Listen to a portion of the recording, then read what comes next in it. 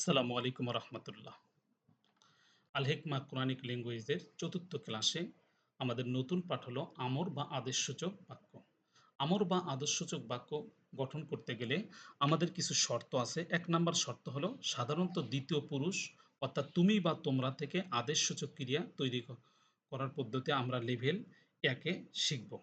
অর্থাৎ তাহলে আমরটা গঠিত হবে আংতা এবং আংতুম এটুকু থেকেই। আলামতে মোদারে অনতীতকালীন চিহ্ন শুরুতে থাকবে না। তাহলে আংতা এবং আংতুমের জন্য আলামতে মোদারের যে তাটা বিলুপ্ত হয়ে যাবে। ৩ নাম্বার শর্ত হলো আলামতে মোদারে অনতীতকালীন চিহ্ন বিলুপ্ত করার পর যদি পরের বর্ণ পড়া না যায় তাহলে শুরুতে জবর জের পেশ যুক্ত আলিফ জাতীয় হামজা আনতে হবে। ৪ নাম্বার শর্ত হলো আলামতে মোদারে অনতীতকালীন চিহ্ন বিলুপ্ত করার পর যদি পরের বর্ণ পড়া যায় তাহলে শুরুতে আলিফ জাতীয় হামজা আনতে হবে না। ৫ নাম্বার শর্ত সর্বদা শেষ প্রান্তিকে এক বচন সাকিন যজম হবে এবং বহুবচনে নুন উঠে যাবে। ৬ নাম্বার শর্ত হলো শেষে অর্থাৎ প্রান্তিকে সাকিন যজমযুক্ত বর্ণ ওয়াও ইয়া হওয়া যাবে না। যদি হয় তবে সেটি বিলুপ্ত হবে। ৭ নাম্বার হলো কেবলমাত্র ৪ নাম গ্রুপের অ্যাক্টিভ ফর্মে আলামতে মোদারের পেশ আমর বা আদেশসূচক শব্দের আলিফ জবর হবে। ৮ নাম্বার হলো কেবলমাত্র ৪ নং গ্রুপ ব্যতীত অন্যান্য গ্রুপের অ্যাক্টিভ ফর্মে আলামতে মোদারের জবর আমর বা আদেশসূচক শব্দের আলিফে জের বা পেশ হবে। যেহেতু গ্রুপগুলো আমাদের এখনো পড়া হয়নি, আমরা গ্রুপ সম্পর্কে আরো পরে কথা বলবো ইনশাআল্লাহ তাআলা। এবার আসেন আ নিয়ম আমরা ১ নাম্বার নিয়ম দেখব। ১ নাম্বার নিয়মে আমরা আলামতে মোদারে থেকে যখন আমরা আমর গঠন করব, করার সময় আমাদের যে শর্ত দিয়েছে শর্তটা আমরা একটু পড়ে নেই। বলছে আলামতে মোদারে ফেলে দিন, পড়া গেলে পড়ে যান। শর্ত ২ লাম কালেমায় সাকিন দিন, বহুবচনের নুন বিলুপ্ত করুন। তাহলে এখানে লক্ষ্য করুন তুসাব্বিহু আলামতে মোদারে তা আছে, তাটাকে আমরা ফেলে দিলাম। তাহলে হয়ে গেল সাব্বিহু পড়া যাচ্ছে। যেহেতু পড়া যাচ্ছে তাহলে বলল লাম কালেমায় সাকিন দিন। তাহলে এই যে লাম কালেমাতে আমরা সাকিন দিলাম তাহলে হয়ে গেল সাব্বিহ। এটাই গঠন হয়ে গেল আমর।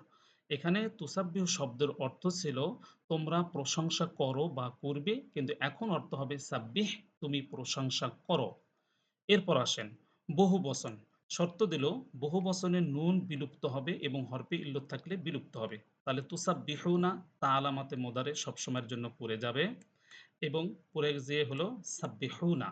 এখন সাব্বিহুনা বলতেছে আলামতে মোদারে ফেলে দেওয়ার পর বহুবচনের যে নুন আছে নুনটাকেও ফেলে দিতে হবে। তাহলে এই নুনটাকেও ফেলে দেওয়া হলো, হয়ে গেল সাব্বিহু।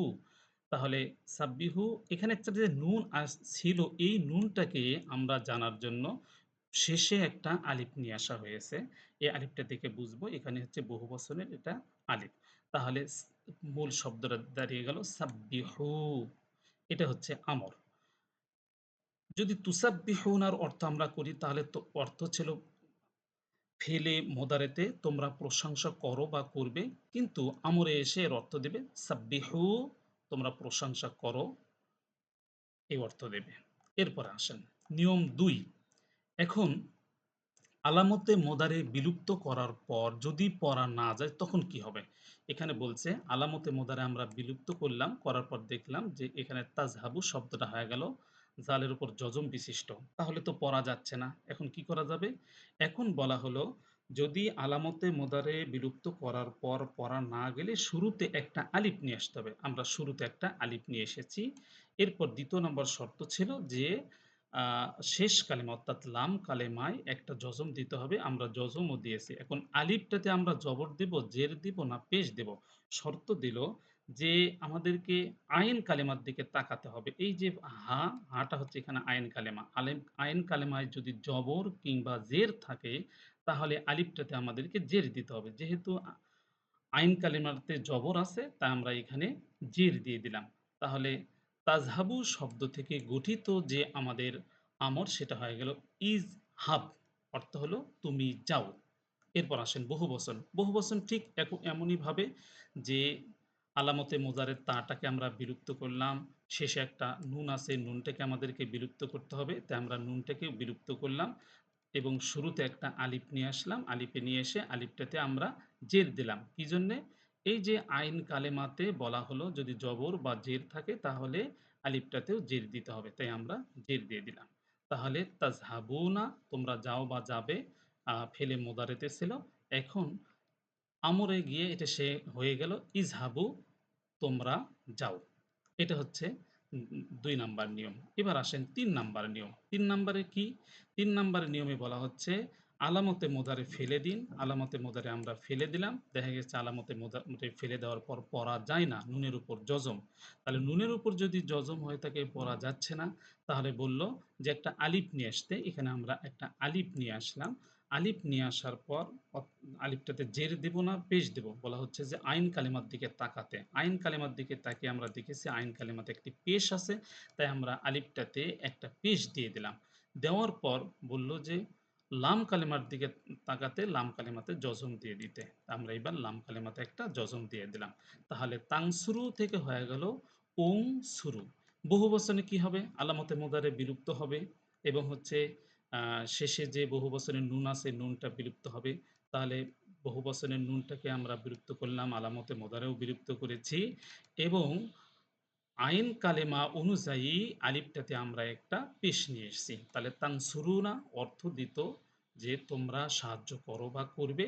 এখানে উংসুরু শব্দের অর্থ হবে তোমরা সাহায্য করো। শর্তটা ভালো করে দেখে নিবেন। আলামতে মদারে ফেলে দিন, পড়া না গেলে শুরুতে একটা আলিফ নিন। আইন কালেমায় পেশ থাকলে আলিফে পেশ দিন। লাম কালেমায় সাকিন, বহুবচনের নুন বিলুপ্ত, হরফে ইল্লত থাকলে বিলুপ্ত। হরফে ইল্লত এখানে আসেনি। যদি কখনো আসে তাহলে বিলুপ্ত করতে হবে। ৪ নাম্বার নিয়ম হলো যে যদি আলামতে মোদারে পেশ দিয়ে শুরু হয়, দেখেন লক্ষ্য করেন এখানে হচ্ছে আলামতে মোদারের তাটা পেশ দিয়ে শুরু হয়েছে, এখানে লক্ষ্য করেন। তাহলে কি করতে হবে? পেশ দিয়ে শুরু হলে আলামতে মোদারে ফেলে দিন। আলামতে মোদারে ফেলে দিলাম। তাহলে সিন জজম বিশিষ্টের তো আর পড়া যায় না। তাহলে একটা জবর বিশিষ্ট আলিফ নিতে বলতেছে। তাহলে আমরা জবর বিশিষ্ট আলিফ নিলাম এবং নিয়ম অনুযায়ী শেষ কালেমা বা লাম কালেমায় জজম দিন। লাম কালেমা আমরা যজম দিয়ে দিলাম। এবার আমাদের আ আদেশসূচক ক্রিয়া গঠিত হয়ে গেল। তাহলে তুসলিমু থেকে হয়ে গেল আসলিম। তাহলে বহুবচনে কি হবে? বহুবচনে বহুবচন ঠিক আলামতে মোদারে পড়ে যাবে। শুরুতে একটা আলিফ নিয়ে আসলাম এবং বহুবচনের যে নুন, নুনটা বিলুপ্ত করে দেওয়া হলো এবং আইন কালেমা অনুযায়ী আ যেহেতু এখানে আলামতে মোদারে পেশ দিয়ে শুরু হয়েছিল, তাই আমরা জবর বিশিষ্ট একটা আলিফ নিয়ে এসেছি। তাহলে তুসলিমুনা থেকে আসলিমু। তুসলিমুনা তোমরা ইসলাম গ্রহণ করো বা করবে। এখানে আসলিমু তোমরা ইসলাম গ্রহণ করো। আচ্ছা, ৪ নাম্বার নিয়মটা আমরা দেখলাম। তাহলে এই ৪ টে আমাদের নিয়ম। আর বিবিধ যেগুলো আছে এই বিবিধগুলো আপাতত আমাদের দেখতে হবে না। আমরা পরবর্তীতে এই বিবিধগুলো নিয়ে কথা বলব ইনশাআল্লাহ তাআলা। বিবিধের এই ৫ টা রুলস নিয়ে। আ এবার আসেন আমরা কিছু নিয়ম জানি। যখন আমরের আলিফ লেখা হয় কিন্তু উচ্চারিত হয় না। আমরের আলিফ কখন লেখা হয় আর কখন উচ্চারিত হয় না? এখানে সুন্দর করে আমরা নোট দিয়ে দিয়েছি। আগের বর্ণের হরকত দিয়ে যদি আমরের আলিফের পরের বর্ণের সাকিন পড়া যায়, তবে আমরের আলিফ কোনো হরকত থাকে না। এ অবস্থায় আমরের আলিফ থাকলেও তাকে পড়া হবে না। যেমন উসজুদু, এই উসজুদু এর পূর্বে দেখেন ফা এসেছে। ফা আসার পর ফাটা সিনের সাথে যুক্ত হয়ে গেছে। সুতরাং এই আলিফটাকে আর পড়া হচ্ছে না। কিন্তু লেখার সময় ঠিকই লিখতে হবে এবং বুঝতে হবে যে এটা আমরের আলিফ।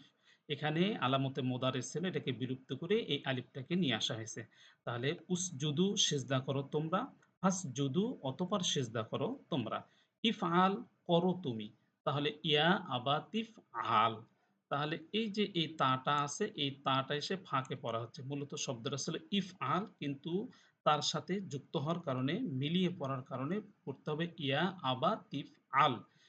হে আমার পিতা আপনি করুন। ইগফির ঠিক এর সামনে যে ওয়াও এসেছে তাই ইগফিরের এই যে আলিফটা আর পড়া যাচ্ছে না, পড়তে হবে না। তাহলে হয়ে যাবে ওয়াগফির। দেখে আমাদেরকে বুঝে নিতে হবে। এবার আসেন কোরআন থেকে আমরা ৩ টে প্র্যাকটিস করি। ৩ টি আয়াত নিয়ে আসা হয়েছে। ফাসল্লি লিরব্বিকা ওয়ানহার। ফাসল্লি সলাহ। এখানে এটা হচ্ছে আমরের আ অতঃপর আপনার পালনকর্তার উদ্দেশ্যে নামাজ পড়ুন ও কুরবানি করুন। তাহলে ফাসল্লি সল্লি আপনি নামাজ পড়ুন লিরব্বিকা আপনার প্রতিপালকের উদ্দেশ্যে ওয়ানহার এবং কুরবানি করুন। আচ্ছা, আযকুরুনি আযকুরকুম সুতরাং তোমরা আমাকে স্মরণ করো, আমিও তোমাদেরকে স্মরণ করব। এই যে ফাযকুরুনি শব্দটা মূলত ছিল উযকুরু, উযকুরু, তোমরা আমাকে স্মরণ করো। এখান থেকে ফা আসার কারণে এই আলিফটাকে আর পড়া হচ্ছে না। এরপর আসেন যে আয়াতটি আমরা নিয়ে এসেছি, ইয়া আইয়ুহাল্লাযীনা আমানুরকাউ ওয়াসজুদু ওয়া'বুদু রাব্বাকুম ওয়াফআলুল খায়রা লাআল্লাকুম তুফলিহুন। এই বাক্যে এই আমানুরকাউ মূলত এটা ছিল উরকাউ, ওয়াসজুদু এটা ছিল উসজুদু, ওয়া'বুদু এটা ছিল উ'বুদু। কিন্তু পূর্বের হরফের সাথে মিলিয়ে পড়ার কারণে এই আলিফগুলো উচ্চারিত হচ্ছে না। কিন্তু লেখার সময় ঠিকই লিখতে হবে। আজকে আমাদের এতটুকুই ক্লাস। আপনারা ক্লাসে আসার আগে অবশ্যই এই ভিডিওটি ৩ থেকে ৪ বার দেখে আসবেন। আসসালামু আলাইকুম ওয়া রাহমাতুল্লাহ।